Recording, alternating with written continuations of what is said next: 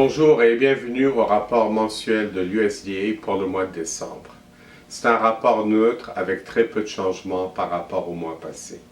On va commencer par l'offre et la demande de maïs aux États-Unis. La seule chose, c'est une baisse de la demande d'éthanol de 50 millions de boisseaux, ce qui se traduit par une hausse presque équivalente des stocks en 2019, qui atteignent 1,78 milliard de boisseaux, contre 2,14 milliards de boisseaux en 2018, ce qui veut dire une baisse de 16,8%.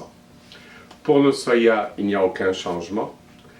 Quant au blé, les exportations de blé américain baissent de 25 millions de boisseaux, ce qui fait qu'on a une hausse équivalente des stocks de blé en 2019, qui atteignent maintenant 974 millions de boisseaux, contre 1,1 milliard de boisseaux en 2018, d'où une baisse de 11,4%.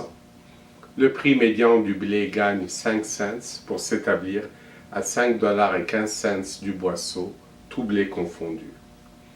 Au niveau mondial, on a aussi peu de changements et d'ailleurs ceci était anticipé par le marché. Les exportations de blé de la Russie augmentent d'1,5 million de tonnes pour atteindre 36,5 millions de tonnes, donc une baisse de 12% par rapport au niveau record de l'an passé. Pour l'Ukraine, la production de maïs augmente d'1,5 million de tonnes pour atteindre un niveau record de 35 millions de tonnes, ce qui fait que leurs exportations augmentent d'1 million de tonnes pour atteindre un niveau record aussi de 28 millions de tonnes en 2018-2019. En Amérique du Sud, au Brésil, la production augmente d'1,5 million de tonnes pour atteindre un niveau record de 122 millions de tonnes, ce qui fait que leurs exportations augmentent de 4 millions de tonnes pour atteindre un niveau inégalé de 81 millions de tonnes. En Argentine, par contre, les exportations de soya baissent de 8 à 5 millions de tonnes.